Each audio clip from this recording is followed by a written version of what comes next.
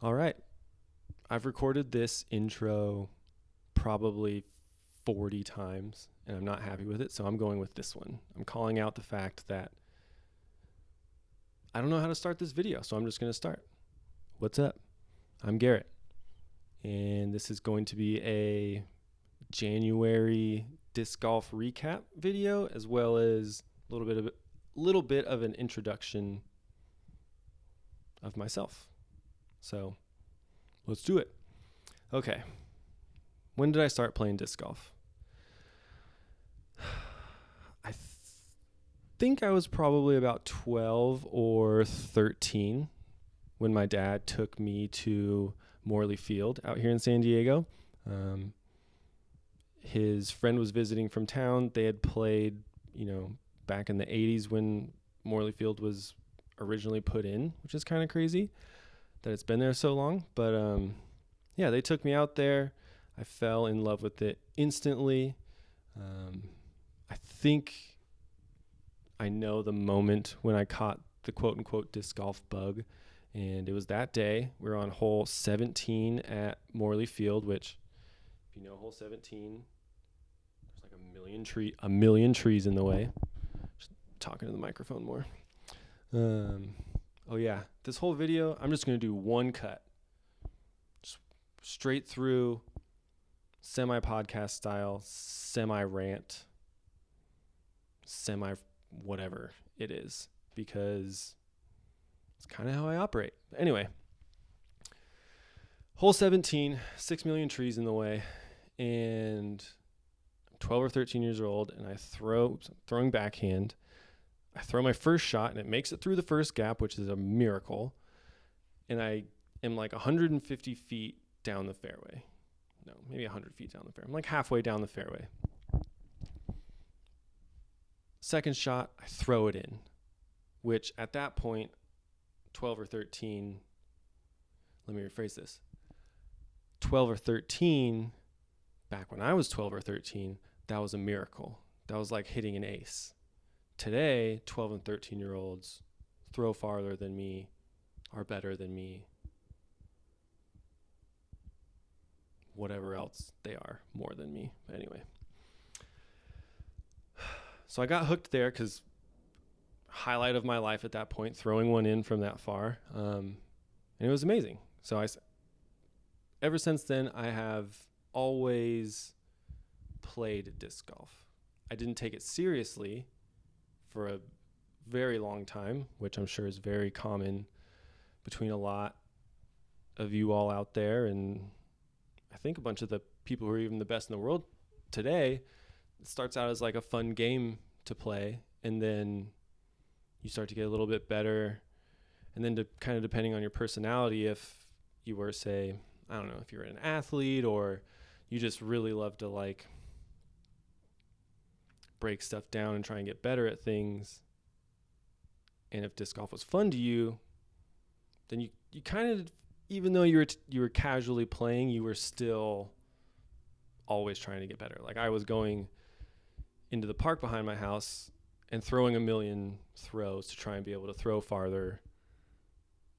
Not because I was playing in tournaments, because I didn't even know what tournaments were until, 2008-ish? No, before that, when I was in high school. So probably 2004 is when I found out tournaments were even a thing. But anyway, before that, I'd go out into the park behind my house, take whatever discs I have and just throw them around, trying to figure out how to throw farther, how to throw more accurate, and just get better, because it was something that I loved doing, and I don't like being bad at stuff. So just kept trying to get better. Heard about tournaments actually when I was in high school, and I was at Morley Field with my buddy Ricky.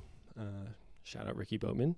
We were just playing there, and we heard a couple disc golfers who were behind us waiting on surprise. They were waiting on behind us at Morley.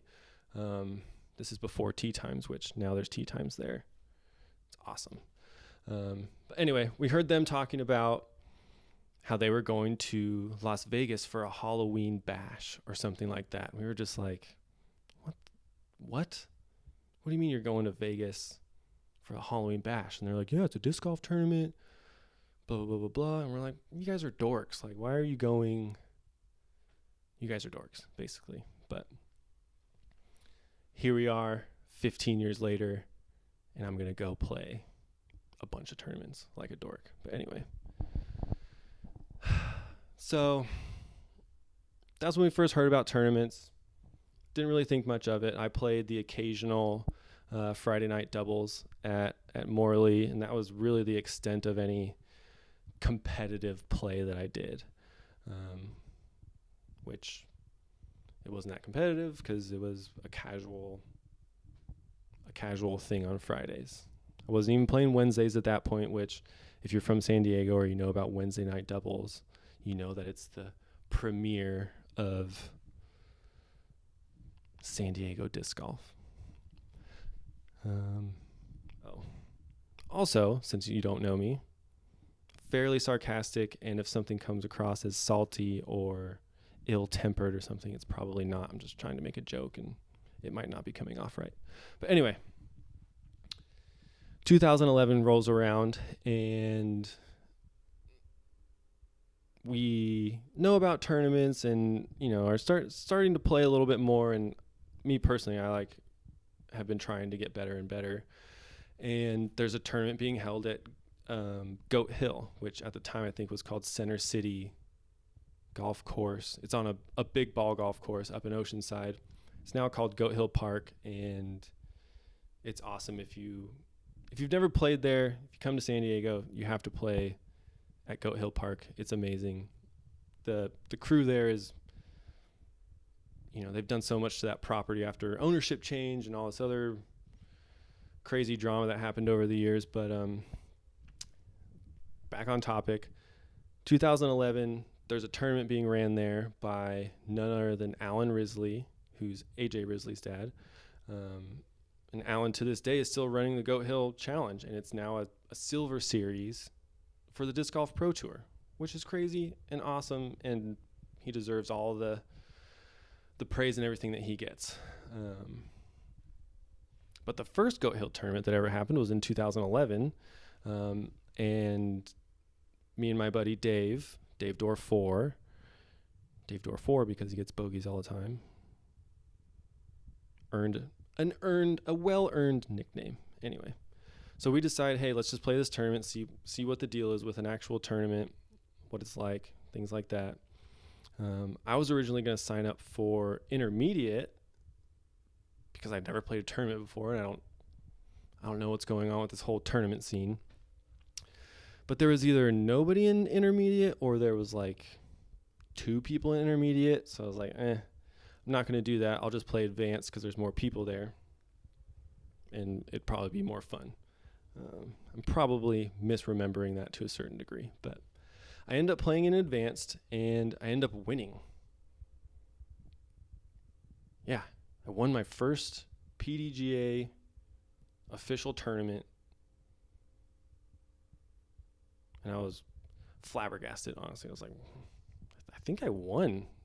Right after the round got over, I was looking at my buddy Dave. I was like, I think I won. And sure enough, I won. Beat AJ Risley. The AJ Risley. And Bobby Oliver and a bunch of other people that are, all from the San Diego area that I have become very, very, very close friends with. Yeah. I guess I'll shout out my San Diego friends. And if I forget somebody, I'm sorry. But, I mean, you probably know some of them have become good disc golfers. AJ, he's good. Nick Newton, he's good. Scott Miller, he's good. He doesn't tour as much or things like that, but he's good. Dallas Snow Ramirez, sorry, from down here. He plays a little bit now, but who else? I mean, I can't even really start to name all the people from Morley, because if I start naming one person from Morley, I'll have to stand here for 2 hours and look up everybody so I don't offend anybody. So all of my other friends, I love you. You know who you are. I mentioned those 4 chuckleheads because that's who I ended up touring with. Not touring, but when I would go play tournaments, that's who I would go with. I'd go with AJ, I'd go with Scott or Nick or Dallas, or of course my buddy Dave Dorfor that I mentioned earlier. Okay, where are we at? We are at 2011. Man, this intro is taking way longer than I expected. Good thing it's a podcast style thing or whatever. But, okay, so I played that tournament in 2011. I play a couple more in advance that year. And then I play the next year. Okay, so 2012, I decide after my illustrious advanced career in 2011 that at some point in 2012, I'm going to move up to open because I'm ready. So I end up playing, I think, half the year in advanced and half the year in open. I play in 2012, I play the Memorial. The first time I ever go to the Memorial, I play in advanced. And that, man, going to the Memorial for the first time is crazy. It was such a cool experience. Yeah, I'll have to do a whole thing about that, just about the Memorial over the years and going there. One playing advanced, I ended up coming in 6th, which was cool. I got a mini basket as a trophy, which blew my mind. I was like, what? They're giving these away? This is crazy.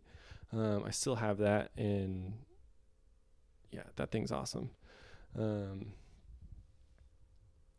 Anyway, so I go to the Memorial, I play advanced, I do fairly well. My mind's blown just by what the Memorial is and those courses, and seeing top pros out there playing was crazy. I think that's the year that Will Schustrick turned his score in wrong. Somebody fact check me on that, 2012. But I remember seeing that whole thing. Maybe that was the next year, but it's just like, oh my God, there's so much drama in disc golf. This is insane. But anyway, so I play that tournament in advanced, and then I go and play that same year in the U.S. Amateurs Disc Golf Championship in Milford, Michigan, which, as you probably know, is the home of the toboggan course, which is where the D-Glow tournament is held now. But I went there in 2012 to go play with a bunch of my friends from San Diego who decided, hey, we're going to all go out and play what looks like this really fun event out on this, these awesome courses, or awesome course rather, sorry. So I end up flying out to Milford, Michigan, meeting up with, as I mentioned, AJ. I think Dallas went on that trip too. We stayed at the Lacey house, which, if you're in the know of the Laceys and their house, it's the best. Again, my mind's just being blown every year on all these cool disc golf things. To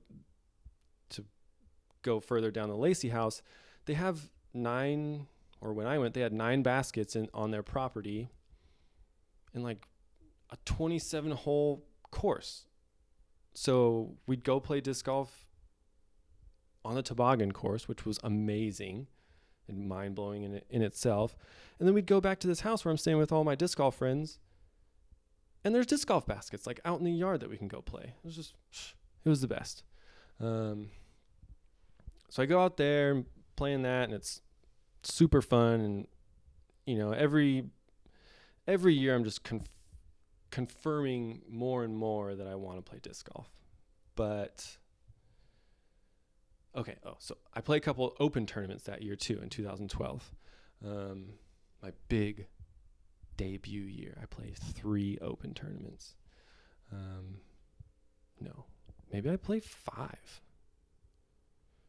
I play 3 to 5 open tournaments, and I cash in, I think, 75% of them. Yeah. Let me check. Let me see. I have my notes up here, actually. I want to be prepared for you guys. I played in 5 tournaments. I cashed in 4 of them, which again, kind of mind-blowing, but also probably kind of speaks to the times because this is in 2012, which everybody's, good back then, but disc golf isn't as popular, so I think I squeaked by with basically a couple last cashes, which is kind of my move, unfortunately, but we'll get into that more as you get to know me better. Last cash is my specialty. Anyway, what else happens? Oh, some of those cashes though that year, I made the lead card. Like at the Verdugo Hills Open, rest in peace to that course, I got on the lead card and I played with Steve Rico and Philo, and I think Brian Vaggi, was on there. And I was like, what? Like, how am I doing this? I don't really practice. I mean, other than just, I would go into the field occasionally, but like, I didn't take this seriously at all. It was just, I loved it. It was super fun, great hobby. I should mention, I've had a full-time job, through this and all the way up until 2 years ago, but that's a whole nother can of worms that we'll get into. I still have a job, but not a job. So I cash in some of those events. It's 2012. I move on, over the next couple years. I don't play as much. I kind of play like, I don't know, 6 to 8 tournaments a year. I think a couple years around the 2017, 18, I played like 1 tournament a year, maybe 0. I don't remember exactly, but I started playing more tournaments again in 2019. And that's kind of when I decided to start focusing more on getting better. And like I said, I've been trying to do that before, but not in a systematic, let's work on these specific things. Let's, like your sidearm is trash. Let's work on that. It's still trash, but I'm working on it. Reading books about mental game, all those kind of things I'm starting to do more and more over the past year, which kind of led up to this year being the year that I'm deciding I'm going to go on tour. But we'll talk about that. Man, how many times am I going to say that? We'll talk about that later. This is about January. This video is about January. I played 2 tournaments in January. I played in the Shelly Sharp Memorial, and I played in the Maricopa Open. Both of which were in Arizona. We'll go tournament by tournament, I suppose. So, Shelly Sharp Memorial. We get to play the Vista XL layout from the Memorial, which is one of my favorite layouts. I'm super familiar with it because I played the Memorial probably 4 or 5 times at this point, and tend to play better at Vista, which probably, I don't know, maybe everybody feels that way, but I tend to play better at Vista, which came true. My first round at Vista at the Shelly Sharp Memorial, I ended up actually getting on the same card with my buddy Nick Newton, who I mentioned before, but is a crusher, and he's been killing it this year so far. I think he came in, I should have written this down or know this, but I think he came in like anywhere from 4th to 6th at both tournaments, something like that. Better than me. Pretty good. Anyway, so back to Shelly Sharp Memorial. Round 1, I'm on a card with Nick, which is great because it's always fun playing with your friends. It takes some of the edge off of the, seriousness of the situation you're in, right? You're trying to play your best for keeps. You're playing for keeps. But anyway, so first round, I end up shooting an 8 down, which was great. Super stoked. I had a game plan going into the tournament after a couple practice rounds and also being familiar with the course.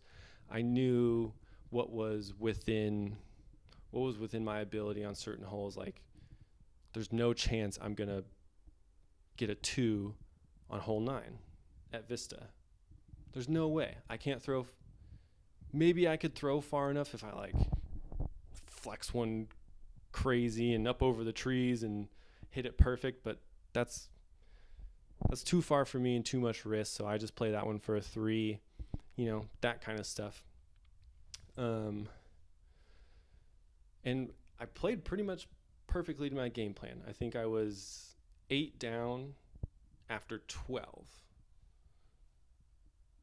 Yeah, I think I was 8 down after 12, which holes 1 through 8 is, as far as I'm concerned, that's open season on those holes. You should birdie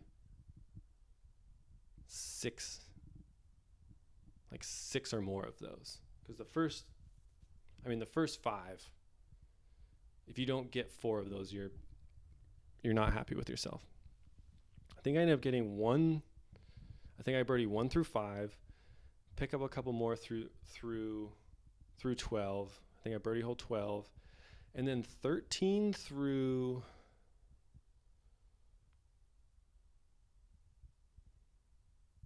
I'm doing this wrong.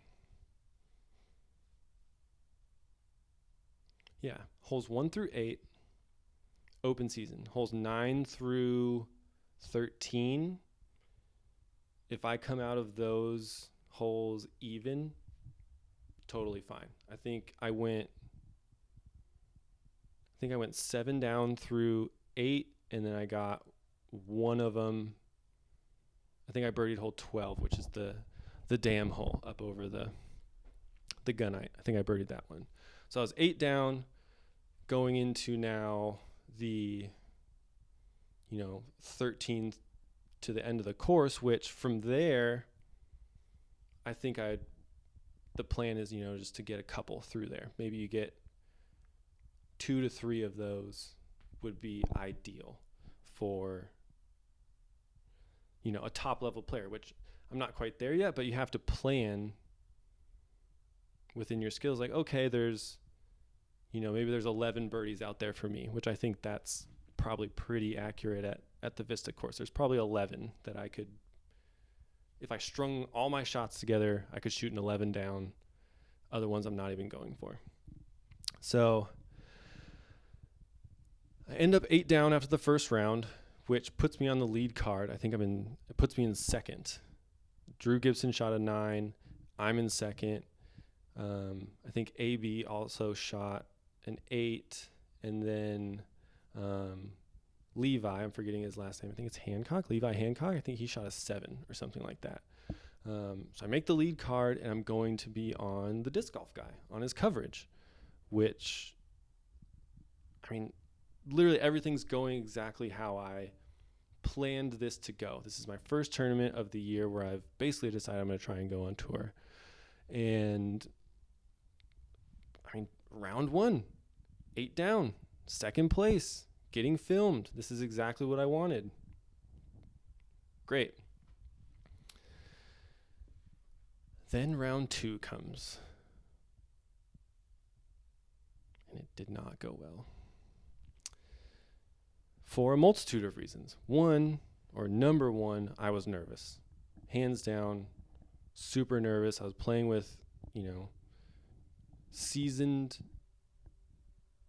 pros. But really what got me nervous was being on camera. Because I was like, holy shit.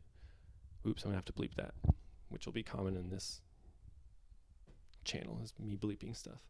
I was like, holy crap. I'm getting filmed.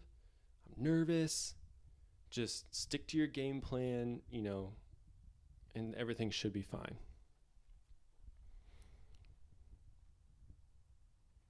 Complete opposite.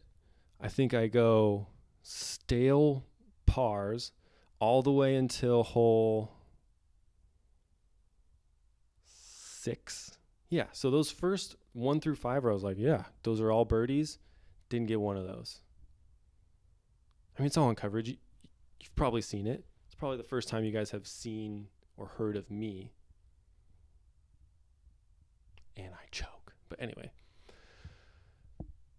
So par my way through the first 5 holes. I bogey hole 6, which is that par 4. Not good. Birdie hole 7, which you have to birdie hole 7. It's like the easiest hole on the course probably.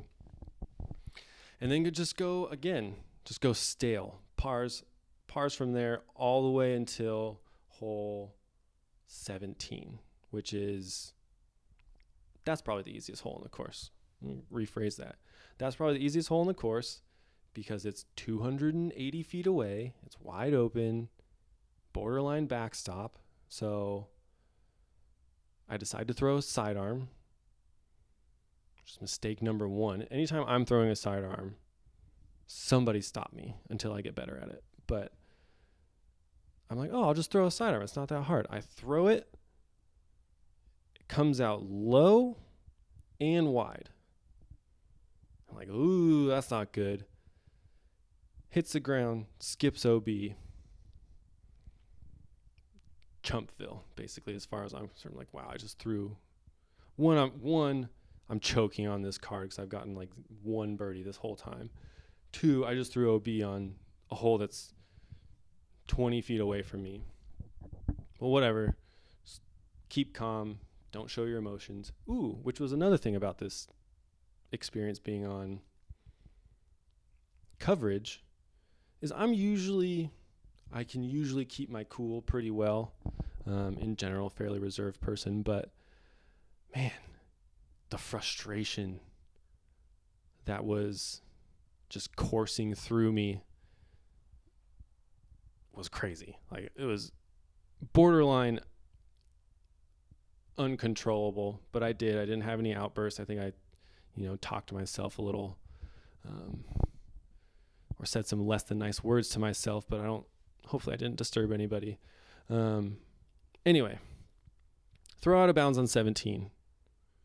I have a 30, it's probably not even 30 feet, it's probably 25-foot putt uphill at the basket, which is elevated, but those elevated ones like that, you just pop it up, especially with me. I pitch putts, just like throw it straight up, throw it right in there.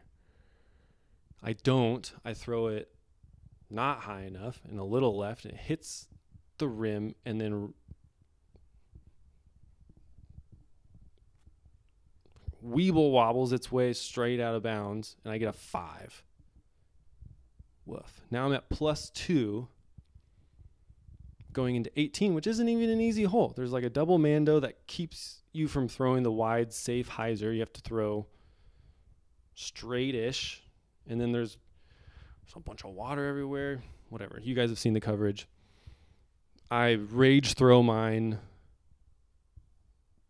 wide of the mando because, of course, I'm at this point. I've been defeated, and I'm like, okay, just throw this hard. Maybe you'll get a birdie. Cool. If you don't, your round's ruined anyway. So that's what happens. Swing it super wide. Bogey the last hole. Go from second place to like 25th or something like that. And yeah, not feeling too hot after that. I call my wife, shout out Ann Fan, talk to her about it. People on Facebook were super nice. I tend to joke about things that are making me distressed or feel bad or whatever. So people on Facebook were nice, saying, commenting on whatever post I made or joke or whatever I did. Yeah, and that was hard. It still haunts me a little bit to this day. And it's almost a month later of just, because I didn't do anything different than the previous day when I shot 8 down. I, warmed up the same, felt good in warm-ups, was making my putts, throwing my drives good, and then just got a little nervous on the coverage and didn't play too great. Whatever. Then third round, I play a little bit better and move up a couple spots, and again, standard style, I somehow managed to get last cash, which is crazy. I think I tied last cash with Jordan Castro, and we each got a whopping $80, but better than nothing.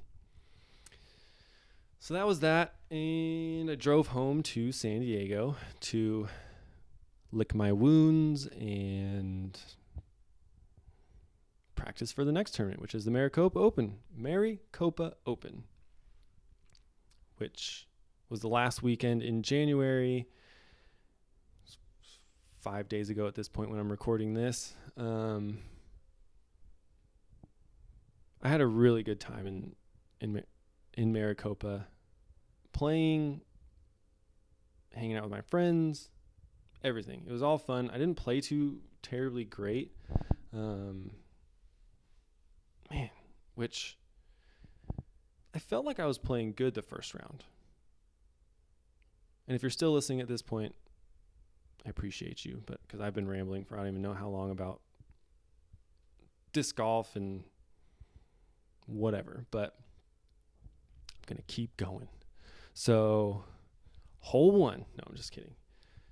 So that tournament, I feel like I was playing fairly well. I made a couple mistakes on holes, I think it's 8 and 9, which are the first 2 par 4s at the Copper Canyon. I always say Copper Canyon. It's Copper something. Copper Sky. The Copper Sky course. I just threw one too wide and then threw one too sawed off, kind of overcorrecting for the previous one. Had a couple spit outs. Yeah, I had several spit outs, which those happen, whatever. So I think I ended up even finishing that that round, which I think 970-ish rated. Currently I'm 102, but that's not going to be the case in a week or whenever ratings update. Oh no, 4 days. This Tuesday they're going to update. Ugh. But anyway, so 970, not great. Yeah, just a couple mistakes, couple spit outs, whatever. I can live with it. Didn't feel like I played too terribly bad. And then we go the next day on Sunday to play at Maricopa Meadows, which love that course. Beautiful, super fun. Again, I think I ended up 5 down, 4 bogeys, 3 bogeys. Couple, just, I don't know. It was 997 rated, I think, which is okay. My goal is to really be up in the 1020s by June would be great. That's my goal. You guys will see how that happens, but I want to get up into the 1020s because I think I can play at that level, and if I actually practice, I think I'll be able to get there. But anyway, finished the tournament, I think, in 23rd place. Not last cash, but not where I wanted to be. I was hoping for top 10 would have been cool. I'm trying to be realistic starting out, at all these tournaments, especially when there's a bunch of 1,000+ rated players there. So if I can crack the top 10 consistently, I think that'd be cool, and I'd be happy with myself. Yeah. So then didn't play that great. Rating's probably going to go down. Ratings kind of matter. I mean, the only thing ratings really matter for, the only thing that I'm really bummed about is now, we'll see when they update. But if I drop below the 1,000 rating, that means in March, when signups open for certain Disc Golf Pro Tour events, I don't get that first tier, which this month in February, I was in the clear because I'm 1,002. I got to sign up for the Go Hill tournament. I signed up for the OTB tournament, Portland, which I guess that kind of leads me to touring. So I'm going to try and play a bunch of the Disc Golf Pro Tours. Going to Texas in March. I'm going to set up a booth for True Flight in Waco. If you don't know what True Flight is, it's a brand that I started back in probably 2014. I really only worked on it for like a year and a half, then kind of it died down into nothingness, and then I brought it back recently. But I don't talk about it too terribly much because I don't like to be that person that pushes stuff on people or anything like that. So you probably won't hear me talk about it too much on this channel. If you do want to go follow the account, it's True Flight Disc Golf on Instagram. I'll probably do some separate type videos over there for YouTube, like disc reviews and stuff more along those lines, or just for releases and things like that. But you probably won't hear me talk too terribly much about it.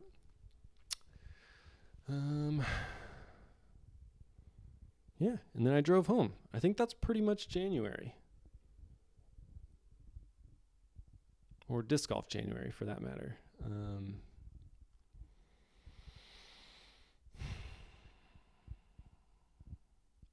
Yeah, that's all I have to say about January. February is gonna be spent practicing and getting ready for the Texas swing. Got lots to work on with just my disc golf game, but also prepping merch and stuff for True Flight. So I'm gonna set up a booth. I have to, just need to prep because I've never done this before. So you will hear more from me about that process of getting ready, about going on tour, what it's like driving everywhere, what it's like spending a lot of time alone. I'm an introvert, but I am married and I love my wife and I love her company, and I still have a couple friends through this pandemic and them still being my friends, which is cool. But it's going to be a lot of time driving by myself and just kind of, I'm going to be stuck with the good and the bad feelings of my experiences, right? Like I could play really well in Texas, and then driving home, I'll be by myself, which will be cool. I'll be happy, but it would be fun to, have someone there riding along with you or whatever. And the same goes for, when you play bad. You're stuck with your negative thoughts about the putts you missed, the drives you shanked, the decisions you've made, what have you. But yeah, try and give you insight into all that and how it all goes and things like that. So yeah, thanks for tuning in. I think that's the end of this episode. See you later.